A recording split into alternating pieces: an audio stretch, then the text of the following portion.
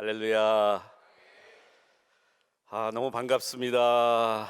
안산 제일교회 지금 해 올려주셨는데요. 저희 아버님이 매우 존경하시는 우리 고은 목사님. 사실은 두 분이 너무 제가 여기 간다고 하니까 아버님이 되게 걱정도 많이 하시고, 제가 고은 목사님께 저녁 식사하면서 부탁했습니다. 목사님, 제발 우리 아버지한테 설교 잘했다고 꼭 얘기해 주세요. 지금도 27년째 한 집에서 같이 모시고 살고 있거든요. 장남이기 때문에. 근데 우리 아버지는요, 혹시 작년에 아마 안산 연합 부활절 예배도 오시긴 하셨는데, 들으신 분들은 그냥 강단에서 말씀하시면 굉장히 자상하시고 은혜스러운 분처럼 보이시죠. 사람은 같이 살아봐야 됩니다. 우리 아버님은 협조하지 않으면 혁대를 어렸을 때부터 동원하신 분이라, 지금도 오늘 설교 못하고 돌아가면 혁대가 저를 기다릴까봐. 사실은요, 제가 전혀 격이 안 되는 거 알고 있습니다. 강사 리스트를 보니까 좀 특이한 점이 있더라고요. 하나는 다 김씨예요. 김문은, 김요셉, 김병년, 김홍국.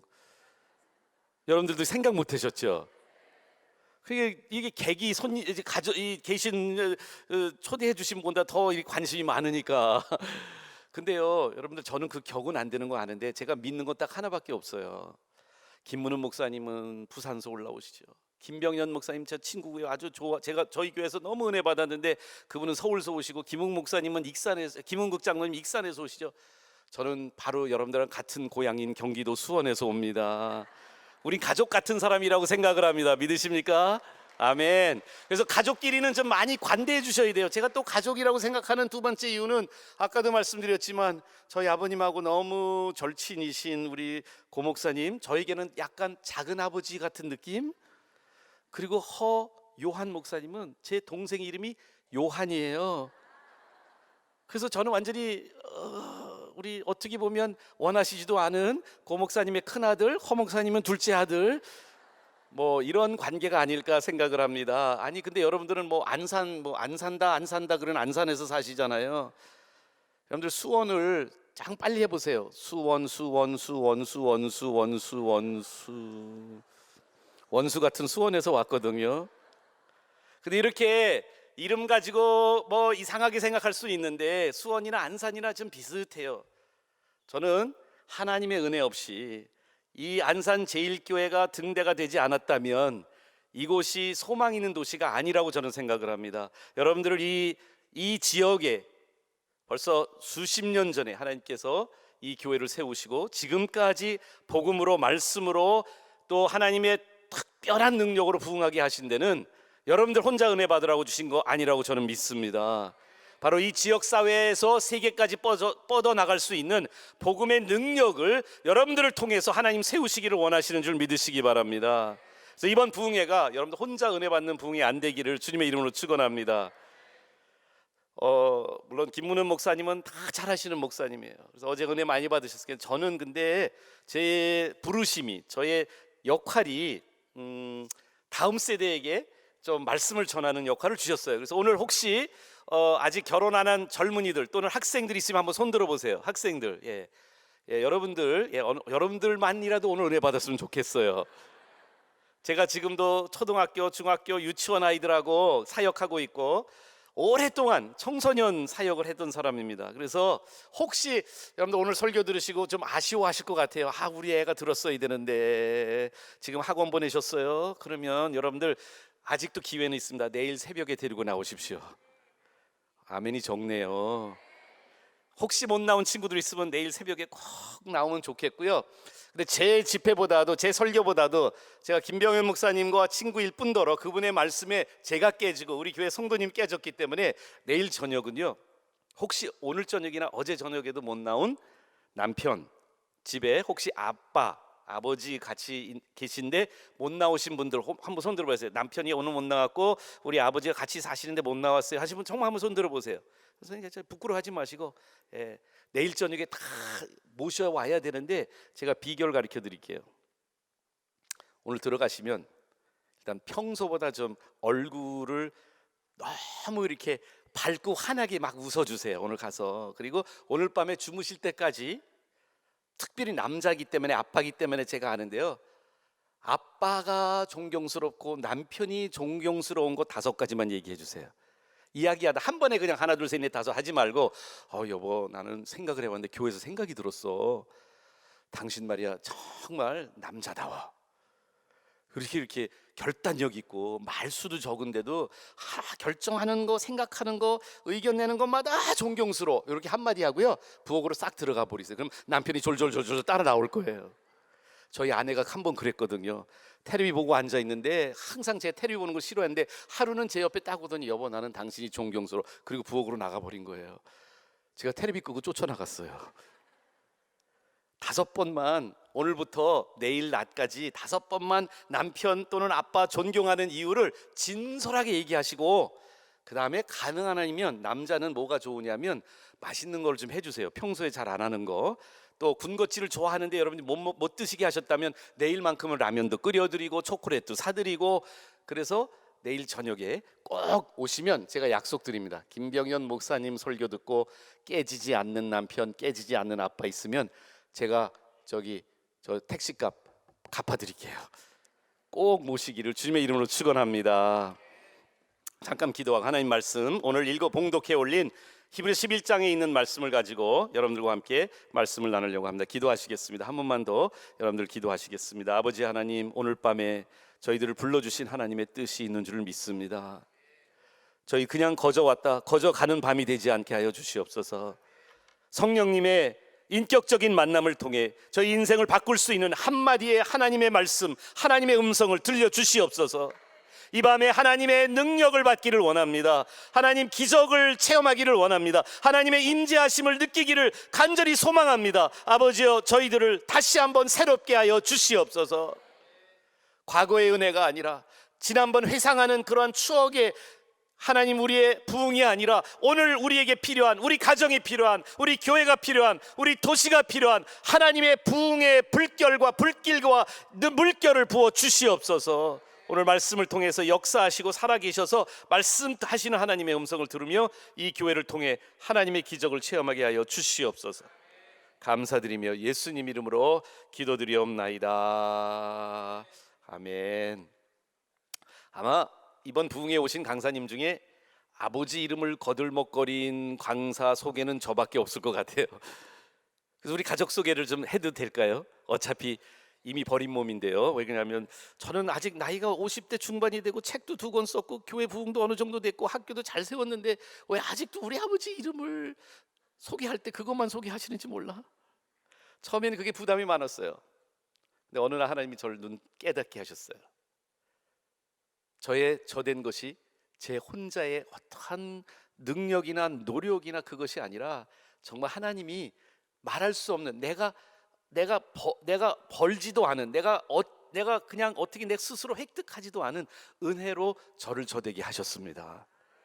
저희 어머니와 아버지 통해서 믿음을 전수받았기 때문에 우리 가족 이야기 안 할 수 없어요. 오늘 여러분들과 함께 다시 새롭게라는 부흥의 주제에 맞춰서 저는 믿음에 대한 새로운 시야를 여러분들과 함께 갖기를 원합니다. 그래서 제가 슬라이드 PPT를 좀 준비했어요. 우리 가족을 좀 보여드리려고. 한번 다음 슬라이드를 보시면, 1965년도 사진입니다. 너무 오래된 사진인데 너무 잘 나왔죠, 그렇죠? 근데 제가 저 사진을 띄워드리는 이유는 2가지가 있어요. 첫 번째, 제가 얼마나 어렸을 때 잘생겼는지를 여러분들한테 보여주고 싶어서 그랬어요. 어때요? 저 아기같이 정말 약간 영화 배우, 아역 배우 같이 생긴 그 멋있는 남자아이가 보이십니까? 그 옆에는 제 여동생이 있어요. 사실은 제 남동생은 아직 태어나기 전입니다. 지금 대전에서 목회하고 있는 김요한 목사님은 저기 태어나질 않았어요. 근데 제가 동생 사진은 잘 안 보여주려고 그래요. 왜냐면 동생이 저보다 설교도 잘하고, 저기 우리 아버님 교회에 돌아가면 항상 김요한 목사는 가슴이 뜨거운 목사야, 김요셉 목사는 머리가 뜨거운 목사, 머리가 아픈 목사야, 뭐 이런 얘기를 하셔가지고 나도 모르게 동생 사진 없는 것만 자꾸 보여주게 됩니다. 근데 제가 이렇게 보여드리는 이유가 있습니다. 이렇게 보시면 제가 왜 잘생겼는지 이제 어느 정도 납득이 되시죠? 그렇죠? 왜 그럴까요? 저희 어머니가 미인이시기도 한데, 미인은 아름다울 미에 사람 인자도 있지만 미국 사람이기 때문에 미인이시기도 합니다. 어머니는 미시간에서 태어나셔서 6.25 동란 때 미국 군인에 의해서 하우스보이였던 아버님을 미국에 가서 공부를 10년 동안 공부시켜준 정말 은혜로, 제가 아까 말씀드린 제가 태어나려면 하나님의 은혜 아니었으면 태어날 수 없는 존재였는데 저희 어머니와 아버지가 만나셔서 결혼하시고 1959년 인천항에 선교하러 한국 땅에 돌아오셨습니다. 그리고 저는 1961년 2월 8일 수원시 인계동 326번지에서 태어났습니다. 그런데요, 그 태어난 곳 주민등록을 55년째 그대로 쓰고 있거든요. 그런데도 오늘도 수원에 있던 백화점이나 큰 대형 마트에 가면 점원들이 다 저를 피해요.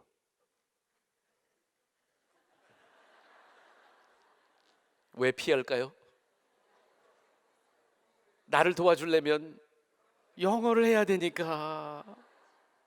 얼마 전에도 제가 와이셔츠 하나 사려고 갔어요. 근데 다 사이즈가 없는 거예요. 제 원하는 스타일하고 색깔을 골랐는데 사이즈가 없어가지고 이렇게 눈치를 보는데 점원들이 여기저기 있어요. 이렇게. 근데 이 사람도 도와주고 저 사람도 도와주고, 그런데 저쪽으로 오다가 저보고 다시 돌아가고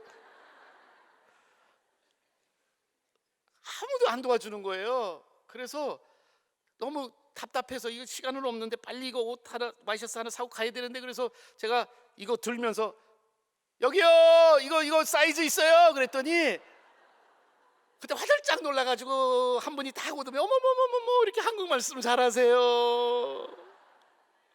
여러분 솔직히 말해보세요. 만약에 저랑 엘리베이터 만났으면 저랑 말 거셨겠어요? 여러분들은 안 거셨겠어요? 안 그렇죠. 아이고 아는데 제가. 그런데 그분이 하시는 말씀이 왜 이렇게 한국 말씀 잘하세요? 얼마나 되셨어요? 그래서 내가 그랬어요. 저 되게 오래됐어요.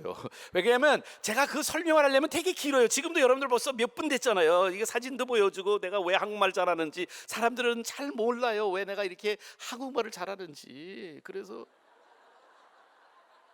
그분이 물어보는데 언제 한국에 왔냐고, 언제 수원에 오셨냐고 물어보는데 내가 딱 보니까 한 30 조금 안팎이야. 내가 보니까 나보다 수원에 내가 2배는 더 산 사람인데 나한테 언제 한국에 왔고 언제 수원에 왔냐고 물어보니까 내가 답답해서 그냥 좀 됐어요 그렇게 말하고 그냥 두었는데요.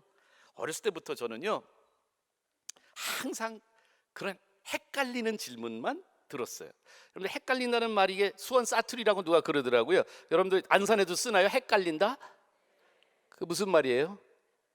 그거 보세요. 여러분들 헷갈려 보이네. 딱 헷갈린다는 말을 저의 고등학교 때 저희 교회 전도사님이셨던, 지금은 지구촌 교회를 개척하셔서 크게 부흥시키시고 은퇴하신 이동원 목사님이 그때는 전도사님 때 제가 학생 때 저를 보시더니 요셉아 나는 너만 보면 헷갈린다. 내가 헷갈림의 정의를 너한테 내려줄게. 네 목사님 전도사님 뭔데요? 그랬더니 그때 전도사님, 그때 이제 목사님 되셨지만 저한테 그러는 거예요. 요셉아 헷갈리는 거는 말이야 해가 땅에 쫙 깔리는 게 헷갈리는 거야.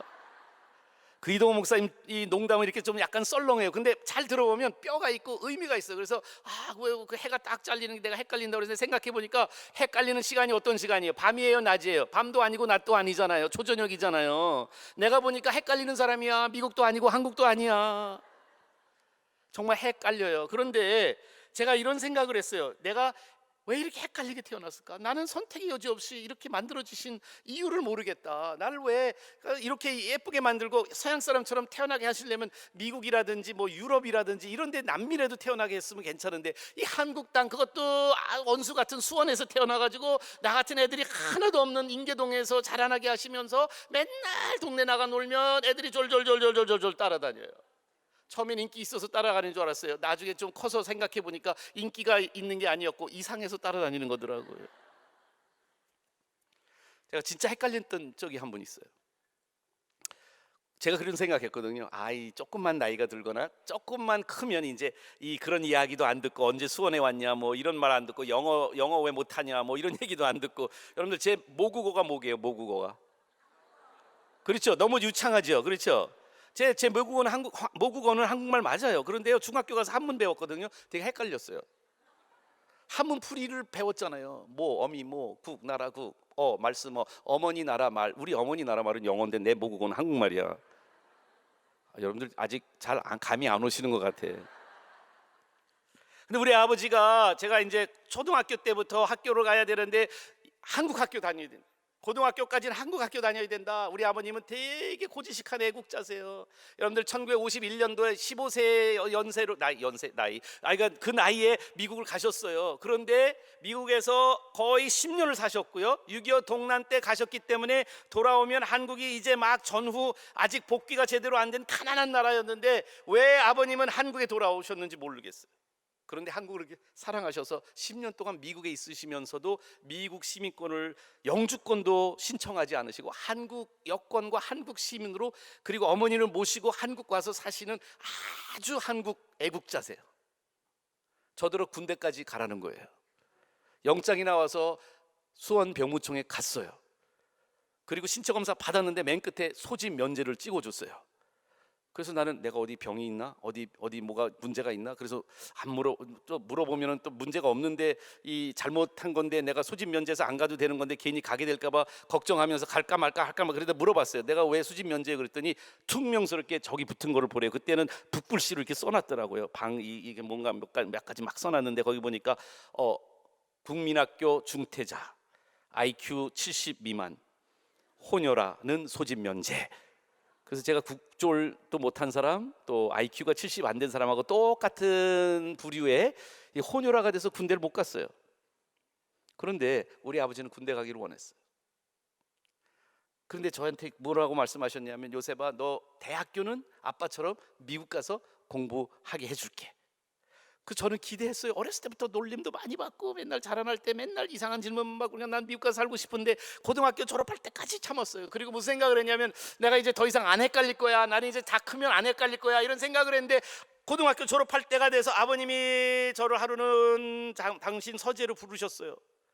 그리고는 요셉아, 아빠가 너 대학 가기 전에 너한테 꼭 해주고 싶은 말이 있어, 그러신 거예요. 나는 그 당시는요 78년도거든요 79학번이에요 그러니까 78년 말인데 아버님이 이제 미국 가기 전에 얘기해 주신다는데, 그때는 막 한 번 가면 못 돌아오는 거예요. 졸업할 때까지 뭐 이메일도 없고 그때는 뭐 팩스 같은 것도 없고, 그래서 그냥 한 번 가면 편지 몇 통 주고받고, 그래서 아버지랑 이제 어떻게 보면 또 다시 언제 만날까 기약 없는 이별이라, 그래서 이제 아버님이 마음에 있는 이야기를 유언 같은 말씀을 해주실 것 같아서 저도 기대를 하고 아버님 말씀을 귀를 기울였는데 하시는 말씀이 뭔지 아세요?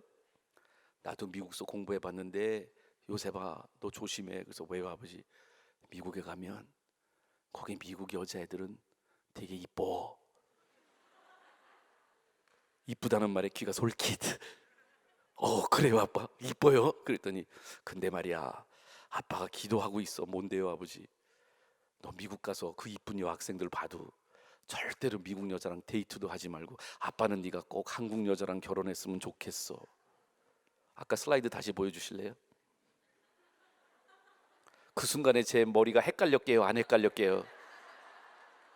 당신은 미국 여자랑 결혼하고 왜 나더러 왜 한국 여자랑 결혼하라고 말씀하는지 이해할 수가 없어서 제가 우리 엄마를 바로 찾아갔어요. 왜 우리 아버지한테 항의하면 혁대로 또 협조하실까봐 괜히 너는 겁나가지고 엄마한테 가서, 엄마 아빠가 나한테 미국 가면 여자들을 데이트할 때 한국 여자랑만 데이트하고 미국 여자랑 데이트하지 말는데 엄마는 어떻게 아빠랑 생각이 같아? 그리고 물어봤어요. 그랬더니 엄마가 그때 뭐라고 말씀하신 줄 아세요? 아니, 우리 어머니는 되게 아버님 말씀 잘 따르시는데 그날은 굉장히 위기의식을 느끼셨는지 너 생각 잘해. 그래서 왜요 어머니? 너 결혼하면 장남이잖아. 그럼 너 큰아들인데 한국 풍습에는 큰아들이 부모님 모시고 살아야지. 우리 어머니 그 정도로 한국식이에요. 지금 27년째 모시고 살고 있어요.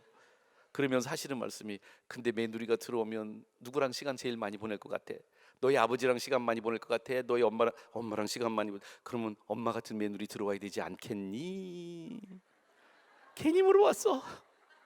아버지는 한국 며느리, 엄마는 미국 며느리.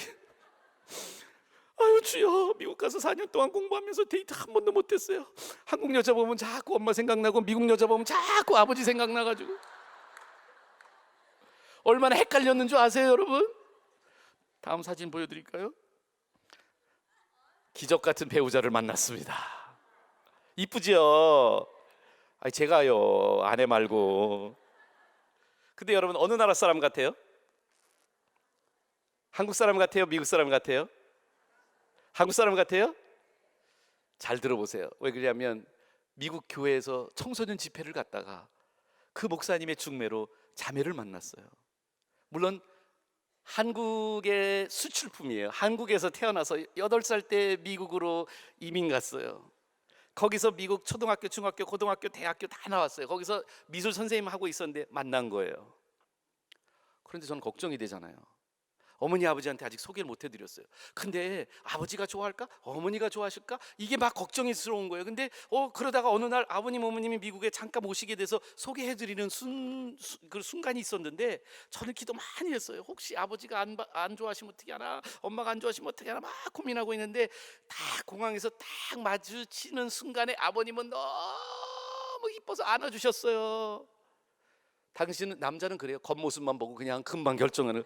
동양 여자, 한국 여자니까 너무 좋아하시고 당신 뜻대로 며느리 들어온다고 너무 좋아하시는데 엄마 표정은 내가 잘 읽지 못하겠어요. 그래서 자매랑 같이 식당을 갔어요. 그리고 식사를 한참 하고 이야기하고 자매는 자기 집에 가고 어머니 아버지 모시고 호텔방으로 가는데 제가 가면서 엄마한테 물어봤어요. 너무 궁금해서. 아버지는 벌써 좋아하시고 엄마 What do you think? 그 여자 어떻게 생각해? 그랬더니 우리 엄마가 느닷없이 하시는 말씀이 뭔지 아세요? 클릭 한번 해주세요. 그 여자는 바나나야. 왜요 엄마? 바나나? 글쎄 말이야. 동양 사람처럼 겉에 보면 다 노란색인데 글쎄 알맹이는 다 백인이야. 말하는 것도 백인, 생각하는 것도 백인, 매너도 백인, 먹는 것도 백인. 요셉아, 너 선물 받으면 포장이 중요하냐, 알맹이가 중요하냐? 그 여자는 알맹이는 엄마 같은 백인이야. 그래서 내가 엄마도 좋아하고 아빠도 좋아하고 너무 좋아요. 근데 내가 궁금한 게 생겼어요. 만약에 그 여자가 바나나면 나는 뭘까? 그랬더니 우리 엄마가 뭐라는 줄 아세요? 너는 계란이야 이러시는 거예요. 말이 돼요. 그렇죠? 저는 겉에는 하얀색인데 안에는 샛노란 한국 사람이에요. 우리 장모님도 그렇대요. 200% 한국 사람이래요. 만나보더니 27년 동안 사는데요, 정말 제가 얼마나 헷갈렸는 줄 아세요? 김포공항 때부터 헷갈렸어요. 같이 들어왔는데 그때는 인천이 없었고 김포공항인데 여권 2개 딱 올려놨죠. 한국 여권 하나, 미국 여권 하나. 그 도장 찍어주는 사람이 보더니 한국 여권 한국 사람, 미국 여권 미국 사람. 아직 열기 전에요. 근데 한국 여권을 여는데 제 사진이 붙어 있어요. 미국 여권 여는데 부부인데 제 아내 사진이 붙어 있어요. 거기서 그 사람이 헷갈려가지고 이거 위조 여권이냐고. 왜 한국 여권에 당신 사진이, 그리고 나한테도 그런 거 있죠. 나한테 말도 안 걸어. 계속 우리 아내한테만 말 거는 거예요. 근데 우리 아내가 미국 너무 오래 살아가지고 한국 말귀를 잘 못 알아. 그분이 먼저 아유 국제 결혼하셨나 봐요. 그 아내가 What did he say? 뭐라고 말했어요? 그래서 내가 그냥 대답해 버렸어요. 예, 우리 국제 결혼했거든요. 그랬더니 그 양반이 그러는 거야. 어머, 총각도 한국말 잘해. 그러는 거예요. 아유, 우리 둘이 내외가 식당을 가면요, 식당에서 주문받는 사람이 나를 안 보고 얘기해요. 아내한테 얘기하는데 아내가 도가니탕이 뭔지 설렁탕이 뭔지 알재간이 뭐야. 여러분들 헷갈릴까요? 안 헷갈릴까요? 저는 평생 소원 하나 있어요. 제발 좀 안 헷갈리게 좀 살고 싶어요. 결혼하면 헷갈리는 게 없어질 줄 알았더니 아니, 이건 2배로 늘어난 거예요. 어떻게 한국 여자 같은 미국 여자를 데리고 한국에서 미국 사람 같이 생긴 한국 남자가 살아가는데 참 헷갈리죠. 그런데요, 제가 이런 생각을 했어요. 이제 우리 결혼했으니 우리 애들 낳으면 제발 우리 애들은 좀 안 헷갈리게 태어났으면 좋겠다. 클릭 한번 해주세요. 이거 또 아니 그거 빠졌나 봐. 더 너무 많이 갔어. 뒤로 없어요? 올려보세요. 아니 반대로 내려가 보세요. 예, 내려가 보세요. 없네. 바뀌었네요. 사진 빠져. 그러니까 저거는 이제 모세 이야기 할 건데, 왜 그러냐면 모세도 헷갈린 사람이잖아요. 그 얘기 하려고 그런 거예요. 근데 우리 애들 얘기 잠깐만 해도 될까요? 설교는 한 구절이니까. 우리 큰아들이 5살 때 저는 개척을 우리 애들 태어나기 전에 개척을 나갔어요. 그래서 큰아들이 5살 때 아버님 목회하는 수원중앙침례교회에 다시 갔어요. 가니까 거기 뭐 10,000명 모이는 큰 교회죠. 그런데 권사님들이 되게 많은데 제가 가니까 너무 반가워하시는 거예요. 나는 나를 반가워하는 줄 알고 얼마나 이게 의기양양해서 이제 오랜만에 좀 모교에 다시 왔으니까 너무 이제 기쁨을 마음을 가지고 이제 옛날에 권사님들이 나를 기대하고 막 이뻐하고 막 반가워하시고 그런 줄 알았는데 보니까 나한테 하는 게 아니라 내 아들한테 가는 거예요. 담임 목사님 장손 왔다고 이렇게 이뻐하시는 거예요. 그러면서 머리도 쓰다듬어 주시고 용돈도 주시고 주머니에 있는 사탕도 꺼내 주시고 막 권사님들이 팽 둘러가지고 우리 5살짜리 아들한테 뭐 이렇게 너무 관심을 많이 주는. 근데 갑자기 권사님 한 분이 아론아 미국 할머니 건강하시니? 미국 할머니 잘 지내셔? 그러는 거예요. 근데 이 녀석이 말을 잘해요. 할아버지도 목사 아버지도 목사니까 뭐 그 안에 뭐 말 잘하는 DNA가 있겠죠. 그런데 얘가 대답을 못해. 내가 가만히 보니까 너무 측은하고 불쌍한 거야. 다른 사람들은 왜 그런지 모르는데 우리 아이들한테 제발 만나거든 미국 할머니 어떠시냐고 물어보지 마세요. 왜 그러냐면 저희 어머니는 우리 아론이한테는 친할머니잖아요. 그렇죠? 근데 우리 어머니 저희 아까 보셨죠? 우리 어머니 어느 나라 사람? 예? 미국 사람이에요. 근데 어디 살고 있어요? 한국에 살고 있어요. 근데 아론이의 외할머니, 그러니까 우리 아내의 어머니는 외할머니는 어디 살고 있냐면 LA 살고 미국 살고 계세요. 근데 외할머니 어느 나라 사람? 한국 사람. 여러분 우리 아들한테 너 미국 할머니 어때? 그러면 한국에 있는 미국 할머니인지 미국에 있는 한국 할머니인지 누가 미국 할머니인지 얘가 알재간이 뭐야. 여러분들 제가 배운 게 하나 있어요. 헷갈림도 대물림 된다는 걸 배웠습니다. 근데 다시 아까 그 슬라이드로 돌아가면 제가 이렇게 웃기려고만 드리는 말씀이 아니라 제 의도가 좀 있어요. 의도 있는 소개인데 하나는 첫 번째는 뭐냐면 여러분들 저를 좀 아셔야 돼요. 제가 뭐 잘나서 아시자는 게 아니에요. 제 삶의 모습에 있는 모습 그대로 여러분들한테 보여드리려고 하는 거는요, 여러분들 믿음은 저는 이거 같다고 생각해요. 집에서 새는 바가지 같아요. 교회에서 뭐 강단에서 목사가 어떻게 거룩한 척하고 그게 믿음이 아니고요. 믿음은 굉장히 홈그라운, 집에서 자라나는 겁니다. 있는 모습 그대로 그 안에서 우리의 믿음의 참 모습이 나타나는 거 아세요? 오늘 여러분들이 교회에서 열심히 기도하시고 새벽 제단도 쌓으시고 부흥에 열심히 은혜 받지만 집에 돌아가셔서 여러분들의 믿음이 아무 효험이 없다면 그건 진짜 믿음이 아니잖아요. 성경에서 말하는 믿음은 겨자씨만한 믿음이 있어도 산을 옮길 수가 있고요, 겨자씨만한 믿음이 있으면 뽕나무가 뿌리째 뽑혀서 바다에 들어갈 수가 있는 줄 믿으시기 바랍니다. 이 믿음이 진짜 믿음이 아니기 때문에 오늘 우리가 가식적이고 외식적인 믿음이 있기 때문에 오늘 여러분들에게 제 가정의 모습을 다 드러내면서 저의 부끄럽고 아픈 과거를 소개해드리면서 믿음이 어떻게 제 인생과 저희 가족의 인생을 바꿔놨는지 여러분들한테 소개해드리고 싶은 거예요. 근데 두 번째로는요, 오늘 이야기가 남의 얘기가 아니라 성경의 이야기가 제 얘기라는 걸 여러분들한테 보여드리고 싶어서 그래요.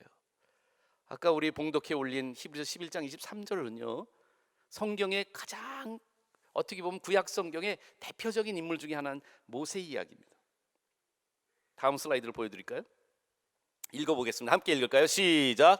믿음으로 모세가 낳았을 때에 그 부모가 아름다운 아임을 보고 석 달 동안 숨겨 왕의 명령을 무서워 아니하였으며.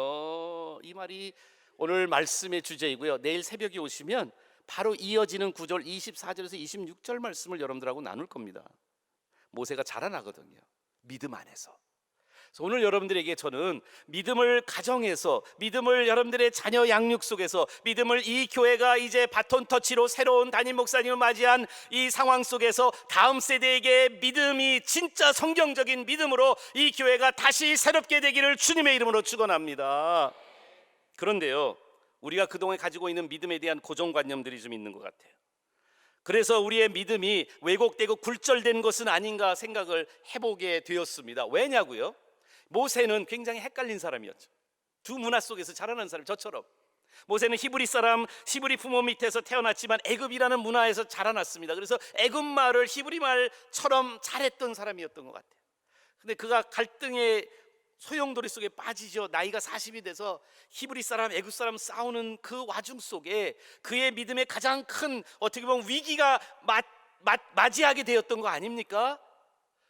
모세가 그 위기 속에 자기의 헷갈림, 자기의 정체성의 혼동 속에서 그는 선택을 하게 돼요. 그게 내일 새벽에 드릴 말씀인데, 그 전에 성경은 모세 이야기를, 아니 믿음장이라고 하는 히브리서 11장에 아브라함의 얘기도 나오고 아벨의 얘기도 나오고 이삭의 얘기도 나오고 야곱의 얘기도 나오는데, 이 모세의 이야기를 통해서 우리에게 믿음이 뭔지 하나님이 성경적인 믿음을 우리에게 제대로 보여주고 싶어 하시는데, 그 믿음의 모습 속에 모세 이야기를 하면서 하필 모세 이야기를 시작하는데, 모세부터 시작된 게 아니잖아요. 믿음으로 모세가 낳았을 때의 그 부모라고. 이 모세의 믿음은 모세 혼자 만들어낸 믿음이 아니라 하나님의 섭리 가운데 부모로부터 믿음의 씨앗을 받은 모세가 바로의 공주로 입양이 되어서 바로의 궁전에 들어가서 40년 동안 애굽의 문화, 인본주의 문화 속에 살아갔지만, 마치 그 40년이 지난 후에도 하나님이 주신 부모님의 믿음을 통해서 불과 3, 4년 동안 길러졌던 그 어린 시절의 믿음 양육 때문에 모세가 하나님의 종이 된 줄을 믿으시기를 주님의 이름으로 축원합니다.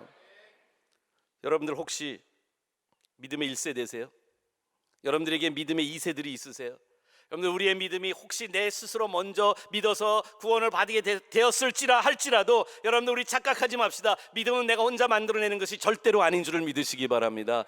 믿음은 하나님께서 우리에게 육신의 부모를 통하든지 아니면 영의 부모, 태신자를처럼 우리를 품어줬던 어떤 분들 때문에 우리가 믿음을 갖게 되는 줄을 믿으시기 바랍니다. 믿음으로 모세가 낳았을 때에, 태어나는 순간부터 하나님이 믿음을 주기 위한 섭리는 시작된 줄을 믿으시기 바랍니다. 그런데요, 저는 이 말씀을 읽으면서 제 믿음에 대한 생각이 그동안에 성경적이지 않았던 부분이 있었구나라는 것을 깨닫게 되는 발견이 있었습니다. 여러분들에게도 오늘 저녁 그 발견 하나만 드리고 가고 싶어요. 제가 드릴 수 있는 선물이에요. 목회 이제 30년 거의 다 돼가고, 제가 신앙생활 모태신앙을 했어요. 혹시 여러분들 중에 모태신앙 있으세요? 모태신앙? 저처럼 모태신앙 있으면 손 들어보세요 한번. 예, 여러분들이 계시네요. 예, 모세도 태어나면서부터 믿음의 부모님 밑에서 자랐는데, 제가 여러분들 손 들으라고 그런 건 함정이었어요. 모태신앙은 성경적이지 않아요. 모태교인은 괜찮아요. 여러분들, 어머니 뱃속에서부터 믿음 가진 사람 아무도 없어요. 우리가 좀 말이 우리 생각을 바꾼다고요. 여러분들, 제가 미국의 아버님 따라 한번 장로님들 모시고 갔다가 장로님 간증을 시켜서 제가 영어로 통역을 하는데, 장로님 일어나자마자 저는 모태신앙입니다 그랬는데, 제가 옆에서 영어로 통역하려는데 단어로 생각이 안 나서 말 못해서, 영어에는 모태신앙이라는 영어 단어가 없어요. 왜 그러냐면 성경적으로 맞지 않기 때문에 그래요. 어머니 뱃속에서 교회는 나갈 수 있어요. 그러나 성경은 뭐라고 말합니까? 영접하는 자, 곧 그 이름을 믿는 자들에게만 하나님의 자녀가 되는 믿음의 선물을 주신다고 말씀합니다. 우리가 입으로 시인하고 마음으로 믿기 전까지는 믿음이 생길 수가 없어요. 그러니까 모태부터 교회는 다닐 수 있어도 신앙만큼은 자라나면서 그 가운데서 믿음의 부모 밑에서 믿음으로 양육을 받아, 그렇다고 믿음의 부모의 역할이 안 중요한 것이 아니라, 모세의 삶을 보면 모세의 부모가 중요한 역할을 해요. 오늘 그것을 보려고 그래요. 그 역할이 뭔가, 믿음의 스타팅 포인트, 믿음의 첫 시작점은 어디서 되는 것인가, 믿음이란 과연 무엇인가를 우리가 생각해야 되는데, 여러분들 저를 한번 도와주세요. 짧게 머릿속에 지금 여러분들이 알고 있는 사람, 성경 일부 말고요, 여러분들이 직접 인격적으로 만나서 알고 있는 사람, 여러분들 그냥 경험 속에서 알고 있는 사람 중에 제일 믿음이 좋은 사람을, 한 사람을 잠깐 머릿속에 떠올려 보세요. 여러분들이 생각해 보세요. 이게 쉽지 않을 거예요. 왜냐하면 대부분 두 가지 중에 하나예요. 내가 믿음이 제일 좋다고 생각하는 착각을 가지고 있든지, 잘 생각 안 해봤을 거예요. 근데 잘 생각해 보세요. 내가 알고 있는 분들 중에 정말 저 사람 믿음이 좋아라는 분 한번 생각해 보세요. 잠깐 생각해 보세요. 그 다음에 그 사람의 이름은 말할 거 아니에요. 절대로 말하지 마세요. 이유가 있어요. 그 대신에 왜 그 사람이 믿음이 좋다고 생각하시는지, 이유 하나만, 구체적인 이유 하나만 생각해 보세요. 지금 꼭 하세요. 오늘 제가 뭐 시킬 거예요. 그리고 옆에 있는 사람한테, 나는 누구라고는 얘기하지 마세요. 그분이 믿음이 좋다고 생각하는 이유는 이거야. 그분은 성경을 100번도 더 통독했어. 그래서 난 믿음이 되게 좋은 것 같아. 예를 들어 제가 그냥 아이디어를 드리는 것 뿐인데요, 믿음이 제일 좋은 사람 한 사람 연상하고, 그 사람 왜 믿음이 좋지? 한번 생각해 보세요. 그 대신에 옆에 있는 분에게 이야기를 나누실 거예요. 한 가지 이유만 대실 건데, 옆에 있는 분하고 이야기 나눌 때 절대 하시면 안 되는 게 있어요. 뭐냐면 그 대상의 이름을 밝히지 마세요. 왜냐하면 은근히 옆에 있는 사람은 이런 생각을 할 수 있어요. 내 생각하고 있나 보다. 그러니까 이름 얘기해줬다가는 실망하잖아요. 그러니까 이름은 얘기하지 말고, 왜 그러냐면 그게 중요한 게 있어요. 지금 이걸 꼭 해주셔야 되고 순종해 주셔야 되는데, 자, 두 분이 마주 보세요. 이제 두 분씩 지금 이제 얘기해 보실 건데요. 얘기해 주시는데요. 두 분 중에 먼저 누가 얘기해 주시느냐? 지혜가 많은 사람이 먼저 얘기하겠습니다. 지혜가 누가 많으냐? 성경에 보니까 백발은 지혜의 상징이라고 그랬어요. 그래서 새치가 있거나 흰머리가 하나라도 있으면 그 사람이 먼저 나눕니다. 자, 먼저 나눠주세요. 둘씩 짝지고 한번 얘기 나눠보세요. 예, 한번 나눠보세요. 야, 나는 이 사람의 믿음이 좋다고 생각하는 이유 한 가지, 그걸 얘기해 주세요. 한 가지만 얘기해 주세요. 순종해 주셔서 감사해요. 저 쳐다보고 있는 사람들은 왜 얘기 안 하는 거예요? 두 분씩 얘기하세요.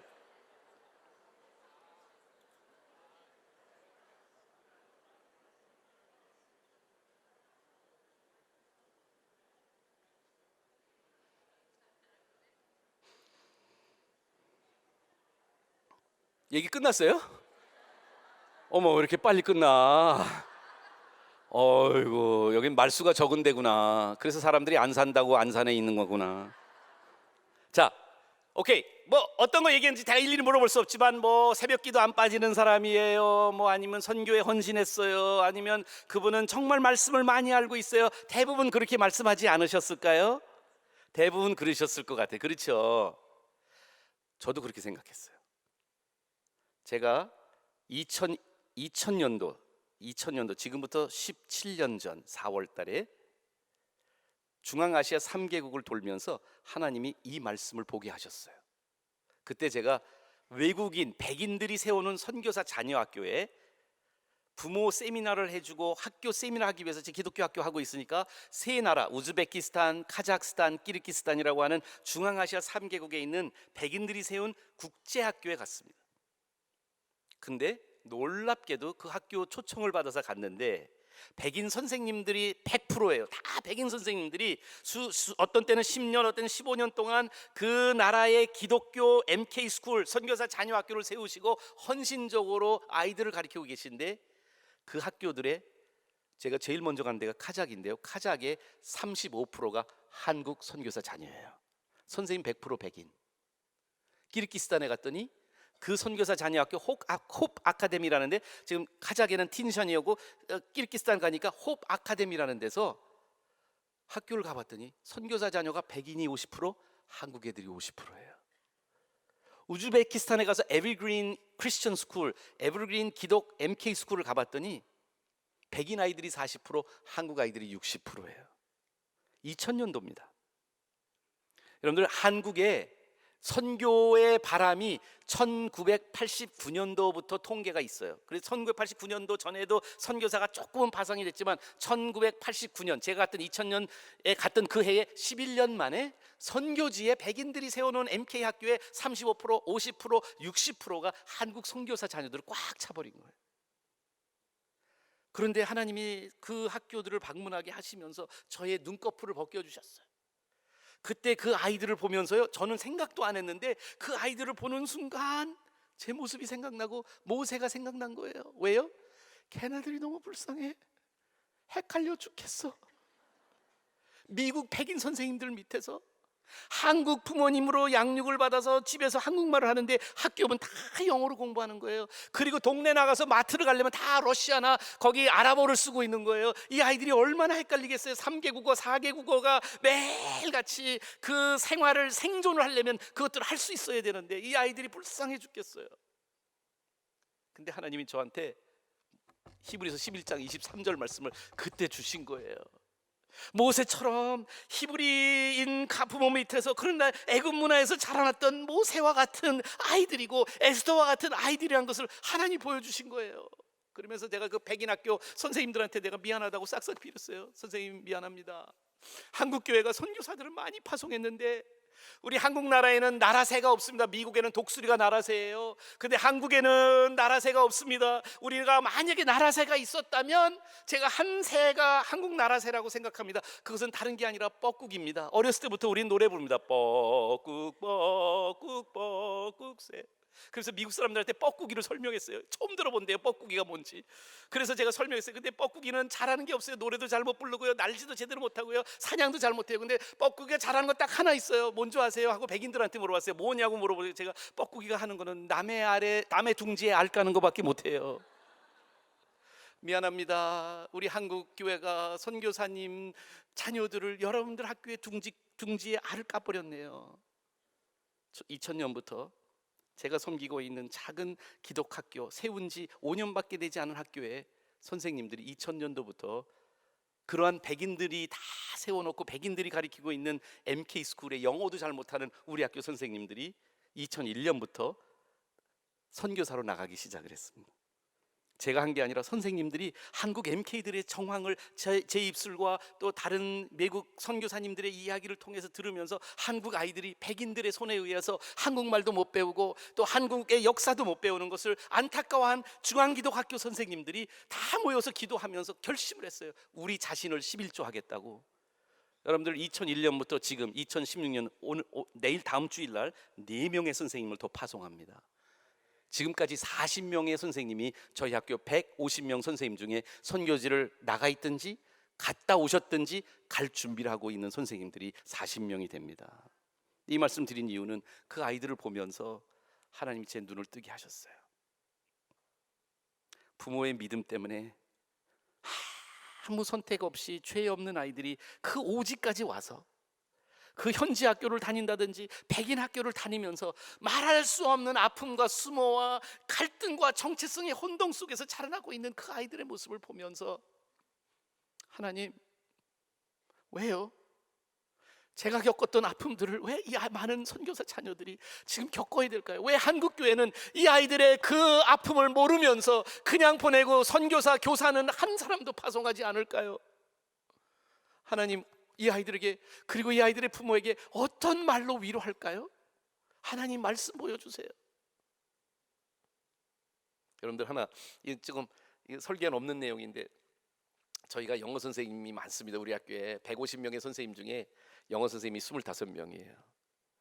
처음에는요 그렇게 많지 없었어요. 1명, 2명 있다가 점점 영어 선생님들 많이 늘렸는데 처음에는 백인 선생님들이 뭐 70%였어요. 근데요 오늘 25명의 선생님 중에 2명만 백인이고 나머지가 다 한국 2세들이에요. 근데 한국 2세들 중에 70%가 선교사 자녀들이에요. 2001년부터 우리 선생님들이 모스크바도 가고 필리핀도 가고 우즈베키스탄도 가고 카자흐스탄도 가고 또 지금 타일랜드 치앙마이도 가고 아프리카의 케냐도 가고 여기저기 선생님들이 다 나가면서 아이들을 가르쳤어요. 근데 그 아이들이요 우리 선생님들한테 배우고 나서 지금 대학교를 졸업하고 영어 교사 자격증을 이중 언어를 너무 잘하는 그런 선교사 자녀들이 자기를 가르쳤던 선생님들을 생각하면서 중앙기독학교에 지원서를 내기 시작을 했어요. 여러분들, 하나님은요 우리가 드리면 그냥 계시는 분이 아니세요. 우리가 11조 하면 하나님 그냥 받으시고 입쓰시는 분이 아니세요. 우리 중앙기독학교가 축복을 누리고 있는 이유가 어딘 줄 아세요? 이 선교사 자녀들이 세 나라 말, 네 나라 말 하면서 우리 아이들에게 지금 가르치고 있어요. 2000년도에 하나님이 그 첫 단추를 끼워줬어요. 근데 드리고 싶은 말씀 뭐냐면 그날 밤 저는 방에 들어와서 히브리서 11장 23절을 보면서 그 선교사 아이들을 보고 나의 어린 시절을 생각해내면서 하나님, 이 말씀이 그 아이들을 살릴 수 있을까요? 그 가정에 소망을 줄 수 있을까요? 그런데 파워풀한 하나님의 발견을 주신 거예요. 다시 그 말씀 보여주세요. 이 말씀을 읽는데 그날 밤에 제가 잠을 못 이룬 이유가 있어요. 하나님, 모세 이야기 속에 제 생각이 나면서 그런데 딱 하나가 걸린 게 어디서 걸렸냐면 믿음으로, 부모의 믿음이죠. 믿음으로 모세가 태어났을 때 by faith when he was born, when Moses was born, the parents, 그 부모가, 자, 그 다음 단어에 제가 딱 걸려버린 거예요. 뭐라고 그랬죠? 부모가 뭐라고요? 아름다운 아임을 보았다, 이 말을 하는 거예요. 아니, 석 달 동안 숨겨 왕의 명령을 무서워하지 않은 건 믿음의 행위로 저는 충분히 받아들일 수 있어요. 정말 용감하잖아요. 왕을 두려워하지 않고, 왕조차 바로 같으면 그 당시에는 정말 하나님 같은 존재였잖아요. 바로를 누가 거역하겠습니까? 근데 부모가 그 왕의 명령을 무서워하지 않았다. 이거는 저한테 수용이 될 수 있는 믿음의 자세예요. 그런데요, 그 앞에 있는 부분이 목에 가시처럼 딱 걸려버린 거예요. 뭐냐고요? 아름다운 아임을, 믿음을 가지고 보았다 하는데, 하나님 이게 바로 무슨 말씀일까요? 너무 헷갈리네요. 저는 그랬잖아요. 태어나면서부터 헷갈린 존재라고. 하나님 이 말씀 이해할 수 없어요. 아니, 저도 애를 낳았어요. 여러분들 아예 몇 낳았을 것 같아요? 한번 보세요. 하나, 둘, 여섯은 아니고요. 좀 내가 아무리 무식해도 그 정도로 무식하진 않아요. 애 넷 낳았어요. 처음엔 둘만 낳으려고 그랬어요. 아들, 딸 구별 말고 둘만 낳아 잘 기르자. 그게 제가 결혼하고 나서 막 한국에 김포공항에서 들어오는데 딱 프랜카드에 붙어 있더라고요. 아내가 저게 뭐냐고 그래서 우리나라는 산하 제한을 하기 때문에 둘만 낳으래. 그래서 우리 아내는 또 국가 시책에 순종을 잘해. 그래서 우리 애 이름까지 두 개 딱 골라놨어요. 남자 하나, 여자 하나. 아론이, 샤론이. 그리고 애를 낳았더니 진짜 아론이, 샤론이만 낳은 거예요. 그런데 아버님 교회에서 부목사로 있다가 학교 직후 그쪽으로 개척 나갔지 뭐예요. 그런데 아버지는 맨날 만 명 목회하는 교회에서 주일날마다 설교를 마치고 돌아오시고 우리는 모시고 사니까 집에 들어가면 꼭 물어보세요. 오늘 몇 명 나왔냐? 그런데 매주일마다 오늘도 10명 나왔습니다. 이렇게 말하는 게 너무 부끄러워서 내가 아내한테 그랬어요. 여보, 우리 교회 부흥을 위해서 아무래도 우리 특별 기도 좀 해야 돼. 우리 둘이 제 아내랑 그래서 손 붙잡고 기도합니다. 주여, 우리 원천교회 부흥하게 하여 주시옵소서 하고 기도하는데, 하나님이 우리 원천교회 부흥을 어떻게 일으켜 준 줄 아세요? 제 아내의 배를 부르게 해주셨어요. 그 셋째를 낳았어요. 근데 고민이 생겼어요. 이름은 둘밖에 안 골랐는데, 아론이하고 샤론이만 골랐는데 셋째 아이 이름이 없잖아요. 그래서 우리 학교 아이들, 초등학교 꼬마 아이들한테 이름 공모를 했어요. 얘들아, 우리 아론이도 있고 샤론이가 있는데 우리 아내가 셋째 가졌어. 이름을 너희들이 좀 정해줄래? 그랬더니 애들은 천진난만해요. 이구동성으로 다 그래요. 메론이라고 지면 되잖아요. 어떻게 애한테 메론이라고 줘요? 그래가지고 우리 할아버지가 또, 우리 아버지가, 애들 할아버지가 은진이라고 지어줬어요. 그리고 또 기도했어요. 주여, 우리 원천교회 부흥하게 해주세요. 그랬더니 또 갖게 해주셨어요. 그래서 소진이를 낳았어요. 어떤 사람은 아들 낳냐고 넷 낳냐고. 아니, 우리 큰아들부터, 아이가 큰아들이 제일 먼저, 그 다음에 알딸딸딸, 그래서 아들 하나 딸 셋을 낳는데, 드리고 싶은 말씀이 이거예요. 여러분, 저도 애 많이 낳아봐서 아는데요, 그런데 부모의 눈에는 애가 다 이뻐요. 교회를 나가든 안 나가든, 예수를 믿든 안 믿든. 여러분들, 예수 안 믿는 사람은 애 낳으면 믿게 보이나요? 근데 믿음으로 아이가 아름다운 아임을 보았다라는 말이 뭐냐고요. 가끔 가다가요, 저는 교회에서 갈등이 일어날 때는 있어요. 왜냐하면 우리는 이제 우리 교회 부흥이 그렇게 일어나기 시작한 거예요. 원천교회 부흥은 출산을 통해서 일어나기 시작을 했어요. 우리 담임 목사님이 둘만 낳다가 셋째도 낳고 넷째도 나니까 교인들이 말이죠, 갑자기 시샘을 하기 시작을 해요. 그래가지고 막 이제 또 애 낳기 시작하는데, 우리 교회 표가 생겼지 뭐예요. 전도 못하면 애라도 낳아. 그래가지고 우리 막 지금 미취학 아동만 700명 돼, 우리 교회가. 놀라지 않으세요? 그리고 우리 교회는 표가 있어요. 애만 5만 나면 성지순 내보내준다고. 그래. 5날 자신 있으면 우리 교회로 오세요. 그런데요, 드리고 싶은 말씀이 이거예요. 애를 데리고 교회 오잖아요. 애 낳고. 근데 목사님한테 기도해달래. 그럼 제가 애를 딱 안아요. 그리고 이제 열심히 기도해줘요. 근데 기도하고 나면 그 다음에 문제야. 왜냐면 부모님은 목사님이 이 애를 어떻게 평가하는가 다 안테나를 쫑긋 세우고 무슨 말 하는지 보고 있는데, 제가 목사로서 참 갈등이 생겨요. 우리 애들은 서양 애들처럼 눈도 크고 뭐 약간 이목구비도 확실했는데, 한국 애들을 보니까 갓난 애기 태어나서 교회 들어오는 그 아기는요, 아직 눈도 못 뜨고요, 머리도 별로 삐쭉삐쭉 나고 짱구 머리에다가 이런 애들 데려왔는데, 딱 보니까 이쁘다고 말할 수가 없어, 객관적으로. 근데 목사가 거짓말 할 수도 없잖아요. 아유, 잘생겼네, 이쁘, 이렇게 말하면 이게 거짓말이지. 그래서 제가 고민하다가 요즘은 애들 데려오면 제가 항상 이렇게 말합니다. 아유, 은혜스럽게 생겼네. 그래도 제 눈에 안경이라고요. 한국 부모님들이고 미국 부모님들이고 애 낳으면 그 부모의 눈에는 그 아이가 이쁘게 보일까요? 안 이쁘게 보일까요? 이쁘게 보여요.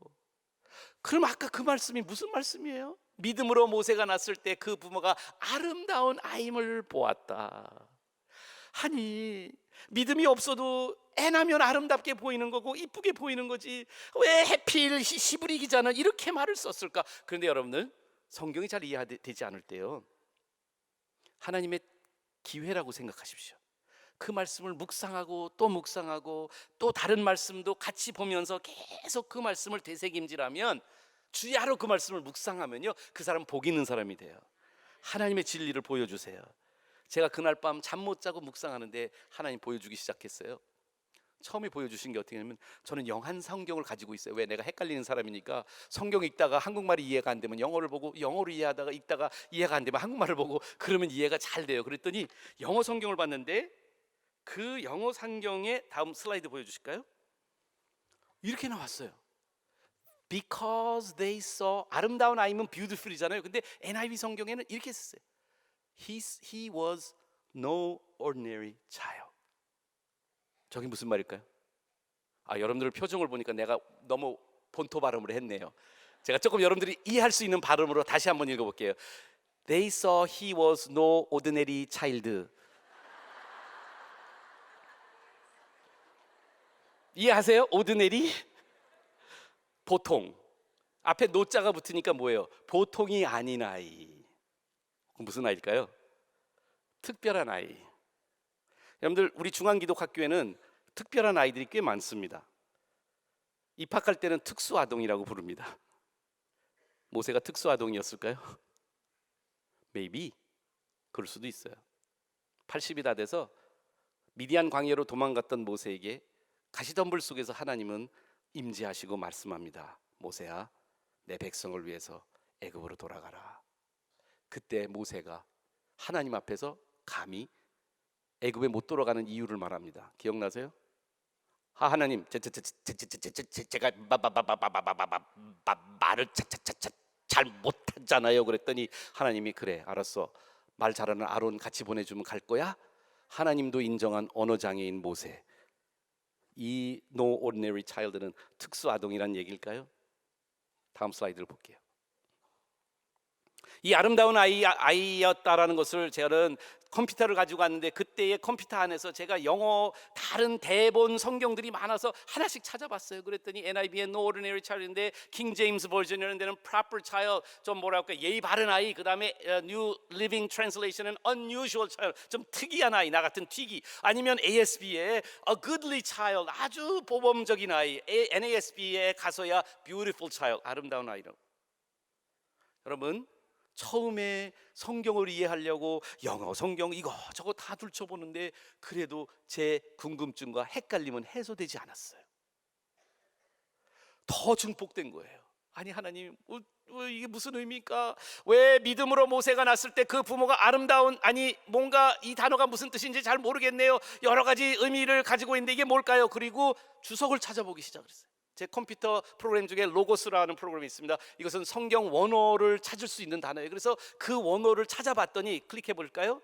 그 원어에는 이러한 아름다운 아이로 번역된, 우리말 성경에 번역된 단어가 아스테오스라는 단어예요. 그런데 이 아스테오스라는 단어는 헬라 말로 매우 희귀하기 때문에 신약 성경 전체를 통틀어서 아름답다라는 단어, 또 더 많이 쓰는 단어가 있긴 있으나 한 100번씩 나온 단어가 있는데, 이 아스테오스는 딱 2번 나와요. 성경에 딱 2번 나와요. 클릭해 볼까요? 그 2번이 히브리서 11장 23절, 오늘 읽어드린 그 본문하고 또 한 군데 사도행전 7장 20절. 자, 여러분, 요 순간이 되면 여러분들 속에 약간 궁금증이 일어나야 돼요. 무슨 궁금증이 일어날까요? 사도행전 7장 20절에는 어떻게 써 있을까? 궁금해요, 안 궁금해요? 500원. 넘어가 볼게요. 클릭해 보세요. 여러분들이 저거는 보셨죠? 모세가 났을 때 그 부모가 아름다운 아임을 보았다. 그런데 히브리서 7장 20절에는 이렇게 써 있습니다. 클릭해 보세요. 그때에 모세가 났는데 하나님 보시기에 아름다운지라. 아멘. 자, 여러분, 성경에 대한 중요한 진리와 비결 하나 말씀드릴게요. 우린 주로 교회에서, 오늘도 저녁 드시면서 고 목사님 말씀해 주셨는데요, 한국 사람들이 듣는 거 다 소화해내고 설교, 좋은 설교 많이 듣는데 그대로 몸에 적용만 하면 아주 건강하고 큰 교회가 될 텐데, 그걸 안타까워하시더라고요. 여러분들, 성경을 설교로만 듣지 마시고요, 여러분들의 믿음을, 단단한 식물을 먹는 믿음의 장성한 자가 되기를 원하시면 성경을 통해서 성경을 풀어보세요. 오늘 제가 그걸 보여드릴 거예요. 여러분들, 딱 2번밖에 나오지 않는 아스티오스, 아름답다라는 이 단어, 이 단어가 모세에 대해서만 성경의 기록, 모세의 탄생을 기록하는데 이 단어를 사용하고 있더라고요. 근데 더 놀라운 사실을 보세요. 히브리서 11장 23절에는 모세가 났을 때에 누가 이 동사 아스테오스라는 동사의 주어가 누구죠? 누가 아름답게 본 거죠? 누가 아름답게 보았습니까? 그 부모가 아름답게 보았다고 그래요. 그런데 사도행전 7장 20절에 다른 성경 저자가 같은 성령님의 감동을 받아서 이 모세의 스토리를 기록하고 있습니다. 누가가 사도행전을 기록했고요. 히브리서는 우리가 정확하게 저자는 모르지만 저는 바울이 썼다고 생각을 하는데, 바울과 누가 각각 다른 저자가, 그리고 누가는 스테반의 간증 속에서 이 이야기가 나온 거거든요. 스테반이 말하고 있는데 이 아스테오스라는 단어를 스테반이 얘기했을 때는 하나님이 모세를 태어나는 순간부터 아스테오스하게 보셨다라는 의미를 부여하고 있고요. 그런데 모세의 부모도 똑같이 자녀를 태어나는 순간 아스테오스하게 보았다는 거예요. 다시 말씀드리면 정확하게 뭐라고 번역해야 될지도 모르는 희귀한 단어이지만 뭔가 좋은 의미, 아름답다, 아주 착하고 특이하고 특별한 아이다, 이런 의미를 다 가지고 내포하고 있는 단어이긴 하지만 더 중요한 교훈이 여기 있다니까요. 왜 히브리서가 이 단어를 사용하고 이 이야기를 했을까? 다 출애굽기를 알고 있는 그 믿음의 선조들은 이걸 알았던 거예요. 우리가 지금 망각하고 때로는 잊어버리고 잘 알지 못하는 걸 안 겁니다. 절 따라하실까요? 믿음은, 절 따라하세요. 믿음은 하나님께서 보시는 것처럼 내가 볼 때 시작되는 것이다. 믿으십니까? 여러분들, 믿음은 먼저 행위가 아닙니다. 행위에서 난 것이 아니라고 말합니다. 믿음은 에베소서 2장 8, 9절에 그 은혜로 인하여 믿음으로 말미암아 너희가 구원을 받는데 행위에서 난 것이 아니요 하나님의 선물입니다. 여러분들, 하나님의 선물인 믿음을 우리가 받을 때는요, 그 믿음이 뭐냐 하면 다른 게 아니에요. 우리 옛날에 가지고 있던 모든 생각과 관점을 버리고 내려놓고 하나님께 믿음을 받는 순간 우리의 바뀌어야 되는 게 뭔지 아세요? 관점이에요. 믿음은 하나님처럼 볼 줄 아는 능력이에요. 따라하세요. 믿음은 비전이다. 여러분들, 제가 왜 제목을 그렇게 붙였는지 이제 아시겠어요? 여러분들, 비전을 여러분들 사람들이 자기가 생각하는 꿈이라고 생각하는데 아니에요. 서양 아이들, 청소년들 모아놓고 What's your vision? 너의 비전이 뭐냐 물어보면 대통령이 되는 겁니다, 장관이 되는 겁니다, 과학자가 되는 겁니다, 안 얘기해요. 우리 미국에 있는 청소년들 모아놓고 What's your vision? 너의 비전이 뭐냐 물어보니까 1.5 그러더라고. 시력을 말해요. 볼 줄 아는 능력, 비전이 그거예요. 근데 그게 맞는 거예요. 여러분들 잘 보세요. 하나님께서 우리에게 믿음을 주시면 우리는 볼 수 있는 능력이 생깁니다. 하나님처럼 볼 수 있는 능력이요. 다시 말씀드리면 내가 그동안의 인간적인 생각, 내가 그동안에 내가 부모님처럼 우리 주변에 있는 사람들처럼 똑같은 관점을 가지고, 다시 말씀드려서 우리 신국원 교수님이 니고데모의 안경이라는 책을 썼는데요, 니고데모가 예수님 만나러 왔을 때 안경 쓰고 온 것이 인본주의 안경이라는 거예요. 사람의 관점에서 보는 거예요. 그러니까 예수님이 거듭남에 대해서 얘기해도 어떻게 어머니 뱃속에 다시 들어갈 수 있나, 이거 인본주의적인 생각이거든요. 그 안경을 낀 거예요. 근데 예수님과 한참 이야기하고 성령의 충만을 받아서 예수님 안에서 자기가 거듭을 나니까 나갈 때 안경이 바뀌었어. 인본주의 안경에서 신본주의 안경으로 바뀌어요. 그러니까 그 니고데모가 예수 믿고 변한 거예요. 여러분들, 믿음은요 행위가 아니라니까요. 나중에 행위는 덤으로 따라와요. 내일 새벽에 보게 될 거예요. 그러나 믿음의 시작은요, 믿음의 스타팅 포인트는요, 믿음으로 우리 삶이 변하는 것은 뭐냐면, 내가 그동안에 내 생각, 내 뜻, 내 의지, 내 가치관을 가지고 생각했던 것을 이제는 다 버리고 다 내려놓고 하나님이 선하시다고 생각하고 하나님이 아름답게 보시는 것을 나도 아름답게 볼 수 있을 때, 그것은 믿음이요 신본주의인 줄 믿으시기 바랍니다. 다시 말하면 관점의 변화라고요. 자, 이제 거의 결론할 때가 됐는데 구체적으로 적용을 해볼게요. 다음 슬라이드 한번 보여주실래요? 만약에 이 믿음이 모세의 부모에게 없었더라면, 인본주의적으로 모세를 바라봤다면 이렇게 봤을 거예요. 여러분, 모세는 문제투성이 아동이었어요. 아세요? 아까 제가 말씀드렸죠, 장애를 가졌을 거라고. 그 세 번째고요, 이 잉태되는 순간부터 얘는 문제였어요. 참, 저도 애 넷 낳았는데요, 하나 마음대로 못하는 게 뭐냐면 임신되는 시기를 마음대로 못하더라고요. 뭐 한편으로는 우리가 교회 부흥하려고 임신된 것도 있지만 사실은요, 우리 셋째 가졌을 때 우리 애한테는 절대로 얘기하지 마세요. 이게 상처받아요. 우리는 계획을 안 했어요. 셋째, 넷째 다. 그런데 참 특별히 넷째는요, 우리가 정말 여러분 생각해보면 셋 난 것도 무식하다고 그랬던 시기인데, 그 넷째를 임신했는데 우리 아내가 임신한 자기 나한테는 얘기도 안 하고 자기가 임신된 것 같아서 계획도 안 했고 어떻게 조금 느낌이 이상해서 산부인과를 갔어요. 그랬더니 조사를 하고 그다음에 물어보더래요. 나이가 몇 살이냐고. 그래서 마흔이 됐다고 그러고 아예 몇 날이요? 셋 났다고 하고. 그러니까 그 의사가 조사하고 나서 이렇게 검사를 하고 나서 뭐라는 줄 아세요? 물어보지도 않고요, 의견을 여쭤보지도 않고요, 그 의사가 그래요. 아이고, 넷째가 또 임신됐네요. 아유, 금식하고 일주일 뒤에 오세요. 애 지어드릴게요. 여러분, 바로의 시대에 살고 있던 모세의 부모나 21세기에 살고 있는 우리들이나 똑같은 인본주의입니다. 모세는 태어나지 말았어야 할 아이예요. 지웠어야 되는 아이라고요. 그 당시에 히브리 사람이 남자아이 태어나면 죽여야 되는 아이예요. 그럼 그 시대나 지금 시대나 인본주의적으로 사람을 바라보는 거 큰 차이 없다는 거 아시기 바랍니다. 바로 같은 세상을 여러분과 제가 살고 있다고요. 믿음 없이 모세를 봤으면 안 태어났을 거예요. 왜 히브리 기자가 믿음으로 모세가 났을 때 그 부모가 아스티오사게 하나님이 보시는 것처럼 모세를 보았기 때문에 이 아이는 하나님의 선물이고 하나님의 형상대로 지음을 받았고, 이 아이가 혹시 장애를 가졌는지 모르고 사회는 이 아이를 다 배척할지 모르지만 이 아이는 하나님의 뜻과 하나님의 섭리를 실현하기 위한 하나님의 선물인 것을 확실히 믿었던 그 부모는 모든 것을 다 위험을 무릅쓰고 그 아이를 잉태하고 낳습니다. 그리고 그 아이를 키웁니다. 갈대 상자에 담아서 그 아이가 하나님의 손에 맡겨지고 하나님의 기적적으로 물에서 건짐을 받아서 모세라는 이름이 지어지고 그 바로의 공주의 아들로 입양이 되는 순간까지도 이 모세의 부모는 믿음으로 하나님의 관점으로 그 아이를 보았던 겁니다. 다음 슬라이드를 보겠습니다. 여러분들, 제가 아까 중앙기독학교 이야기를 드렸죠. 저희 아이들하고 같이 제 지금 두 번째 책 삶으로 배우는 것만 남는다의 표지에 나와 있는 그림입니다. 근데 저 아이를 잘 보세요. 3명의 아이들 중에 2명은 비장애 아동이고 1명은 다운 신드롬을 가진 아이입니다. 우리 학교에 100명이 넘는 장애우들이 있습니다.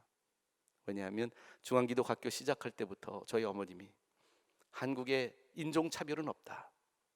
왜? 인종이 하나밖에 없어서. 근데 한국에도 틀림없이 차별은 있더라. 미국보다 더 심한 차별이 있어. 장애우를 향한 차별은 미국의 흑인들을 향한 백인들의 차별보다도 더 심각했습니다. 그래서 중앙유치원을 세우시고 중앙기독학교가 세워질 때 우리는 장애우들을 모든 학급에 1명 내지 2명 다 받기로 했습니다. 46개 학급에 중증 장애 아동들이 1명 내지 2명이 있습니다. 90명 넘는 아이들이 지금도 우리 학교 다닙니다. 이 아이들을 교육하기 위해서 여러분들이 헌금을 해주셔야 되는데 매년 4억 이상의 여러 가지 후원금과 헌금으로 운영되는 특수장애 통합 프로그램을 중앙기독학교는 22년째 운영하고 있습니다. 왜요? 하나님이 보시기에 아스테오스한 아이들이기 때문에 그래요. 다음 슬라이드를 보여주세요.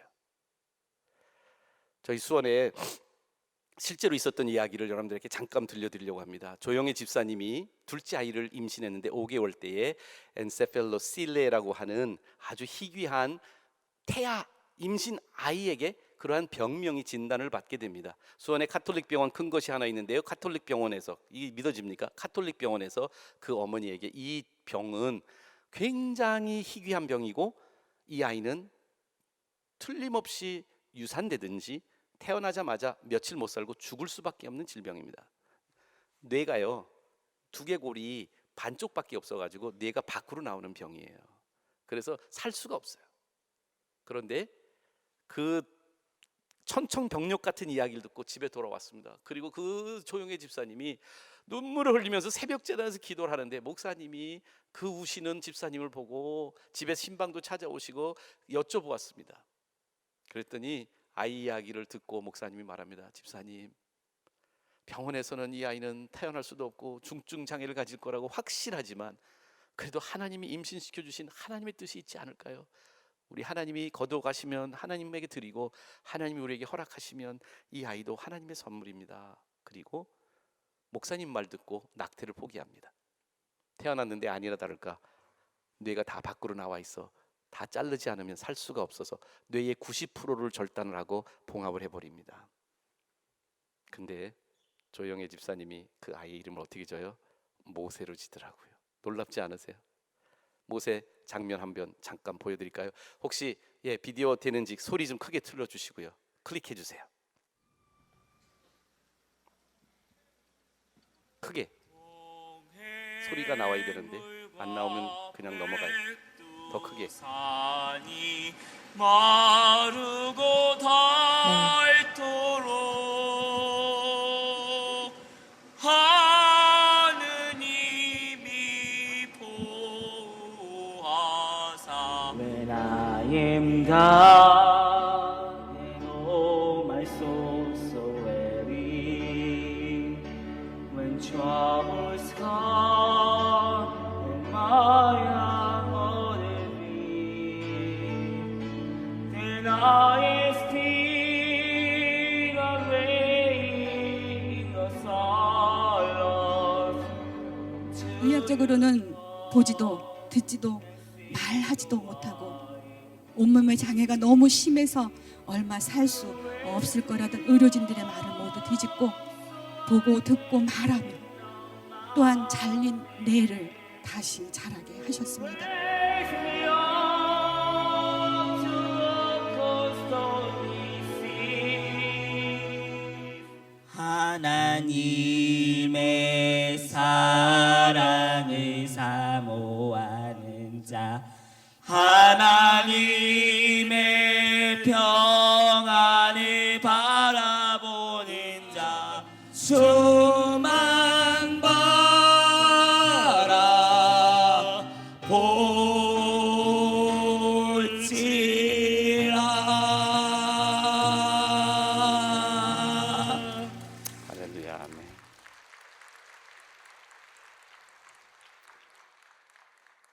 부모님이 저 청년의 이름을 모세라고 진 것은 우연이 아니라고 생각합니다.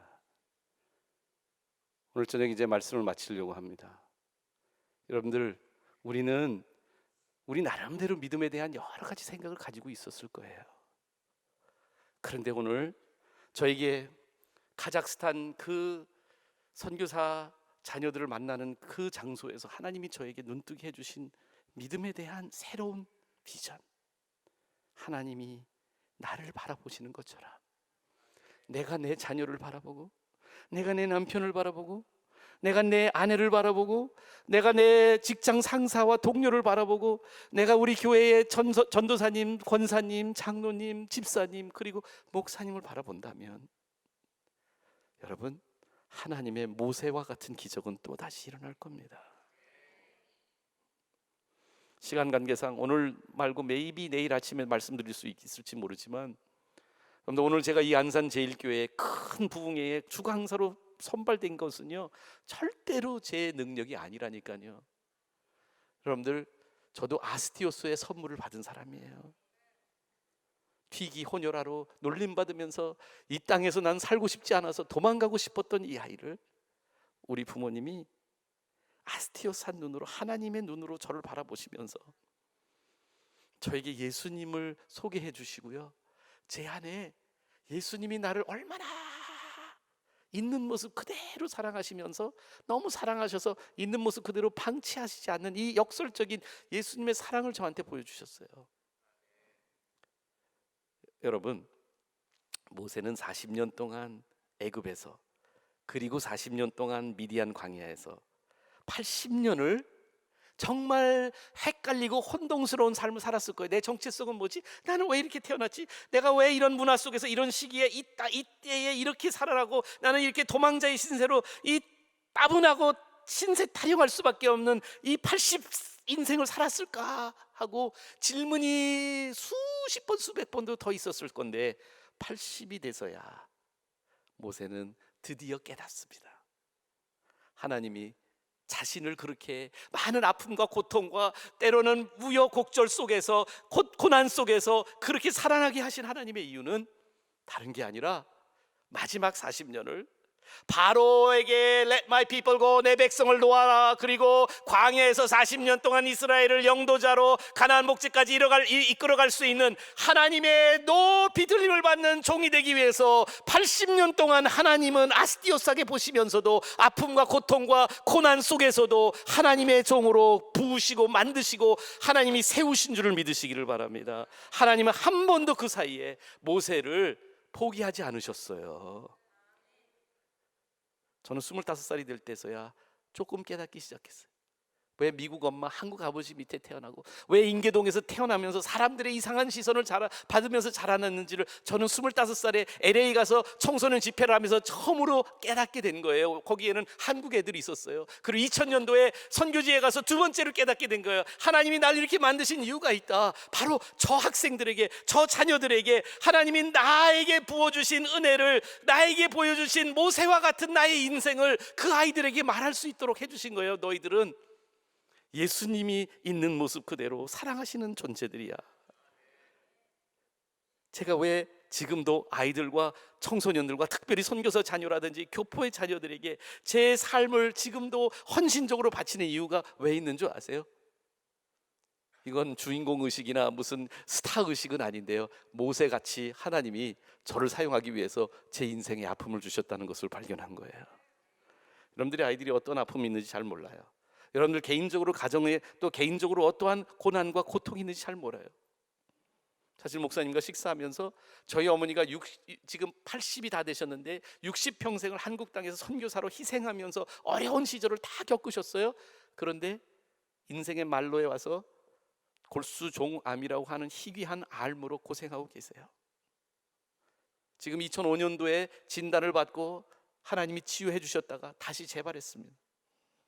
그런데 우리 어머니를 만나시면 어머니가 한 가지 단순하게 살아가시는 게 있어요. 뭐냐면 하나님이 한국에 보내주셨고 하나님이 어머니를 있는 모습 그대로 지금까지 사랑하신다는 걸 확신하시는 분이세요. 때로는 고통이 오고 때로는 내 몸속에 나도 이해할 수 없는 질병이 나에게 닥쳐올지라도요, 하나님은 나를 아스티오산 존재로 여긴다는 것만 확실히 알고 계시다면 우리는 믿음의 사람이 되는 줄을 믿으시기 바랍니다. 모세가 그 믿음 때문에 하나님의 귀한 종이 된 줄을 믿으시기를 주님의 이름으로 축원합니다. 이 시간에 함께 기도하시겠습니다.